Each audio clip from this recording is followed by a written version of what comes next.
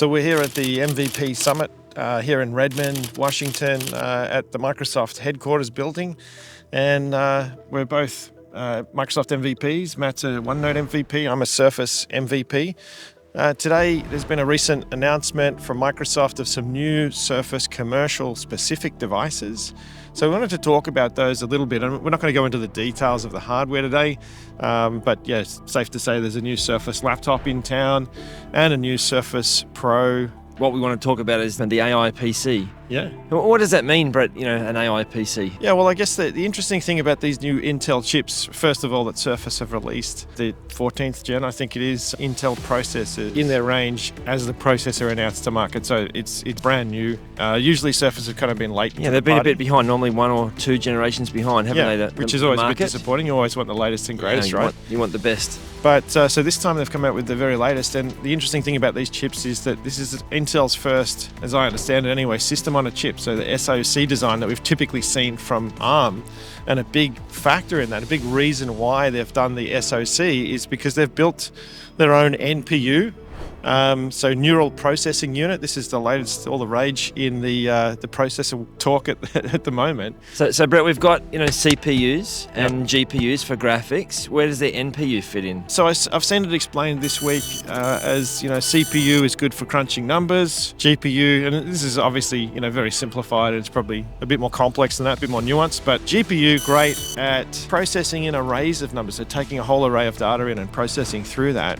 Whereas the NPU doesn't do floating point calculations, just uses a bit more, simple data, I guess. And so we're talking about tensors or arrays of arrays. So a lot more data and cubes, really, that you could put through these processors and process it very fast with very low power consumption. And that was really interesting. That one of the slides we saw talked about, asking functions to be performed by GPU, and I think the number was 20 watts, wasn't it? That it said that it would use, but in an NPU, it would be 0.14% of a watt. Exactly, so that same calculation that's suited for the NPU processor is a significant power saving. So that specific example was to do with the ARM-powered Surface Pro 95G.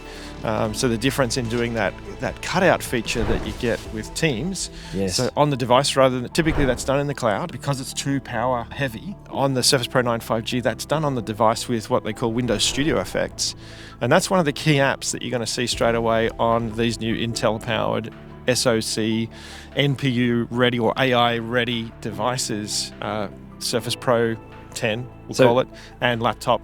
So you get 6, 5, whatever the number is. Yeah. So just in my mind, Brett, you get that power benefit. But it's interesting because I thought of the pendulum when we were talking about the importance of, well, firstly, system on a chip and the efficiencies that you'll get from that architecture. Yep. We're assuming power efficiencies and battery life efficiencies, maybe even temperature, or efficiency should mean temperature as well, shouldn't it? Yeah. Interesting that we're talking now really about bringing some of that cloud compute. Everything for the last, 5 years? All to the cloud. As your consumption, cloud. Yeah. You've got to do everything in the cloud. But now we're talking about bringing compute back locally to the PC. So we're seeing a pendulum swing back towards computing locally. What's the advantage of doing that? There are a lot of advantages. I mean, first of all, there are lots of workloads, lots of customers out there who can't do their compute in a cloud. I mean, there's security situations, for example, military and government agencies that just simply can't trust the cloud. They need their data locally. So they've missed out on these sorts of features typically, whereas potential applications are huge. Things like security and being able to scan through a series of images. Maybe you're doing a bit of processing work out in the field, taking photos of things, and to be able to have all of that image data processed and categorized very, very quickly, searched very, very quickly. These are all potential applications for having an NPU on device, and security is going to be a big part of that. So Copilot type activities? Yeah, absolutely. I mean, it's possible that you could run a subset of a large language model like ChatGPT right on the device without hitting the cloud at all. So again, regions, for example, in Europe where, there's lots of privacy considerations and restrictions, it's potential that developers can build experiences on device that take advantage of some of those AI capabilities without going to the cloud, without sending data out to some data center somewhere. So this is going to be interesting then to see the performance changes in PCs, because traditionally, reviewers out there have just all been about benchmark scores and CPU What's the crunching. CPU, what's the GPU, but this actually throws, another element into that, which is really interesting. And it's something that Microsoft really leads at. They've obviously gone and invested in AI in a big way, and it's going to be really interesting to see the kinds of applications over the next few months. Obviously, with Build coming up ahead, there's probably going to be a lot of stuff that gets talked about in this sphere. But, in terms of what is here and now, like what you'll be able to do day one with these devices, with those Windows Studio effects, one of the cool things that we saw demoed on the Surface Pro 9 5G was the voice focus feature. Yes. So the ability to take out that noisy plane that's flying past there, the truck that drove past before, and to be able to do that in real time and take that out of the equation, those noise, and really hone in on the voice, that's really cool. But again, take that NPU thing and go, what about there's 10 people talking in this room and I just want to focus in on you? That's the kind of thing that an NPU could do really well. So when we think about doing things like transcription and live captioning, I just want to focus on the speaker and not everything else. Capture attributions as to who said what in a meeting room, for example. Exactly. Yeah, so that's the kind of thing that an NPU is going to be able to do very quickly, much more efficiently than going out to the cloud, because there's no latency.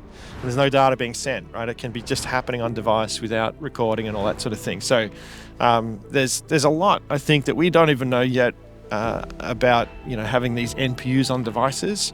But safe to say, I've been using the Surface Pro 9 5G, the ARM-based device. I'm going to keep using ARM-based devices myself, probably for a long time, because of the power efficiency and the really cool story on ARM. But having that NPU on device does mean that the Teams thing, the Teams calling experience, it runs cool compared to what it did on Intel. So it'll be really interesting to see how the new Intel processors perform on a Teams call. New Intel processor, and NPU on board as well. And a lot of people have been talking, Brett, about the death of Intel, or they're being left behind. Sometimes these big corporations, they take a little while to turn around. Yeah, I mean, Microsoft's a great example of that, right? But they can turn, and no doubt, Intel is a formidable player in the processor market, and I think this is like the first step for them to be out there with on-die, on-chip SoC with an NPU, not a separate module, and that's a big step for Intel. And I think there's going to be a lot more in this space, and it'll be interesting to see how this really performs in the real world. I'm keen to get a hold of it and have a go. Looking forward to getting the latest Pro myself, and with the Intel chip, and giving it a run. And a proper AI PC with the Copilot button on it and all that sort of stuff. So yeah, looking forward to sharing more about that with you.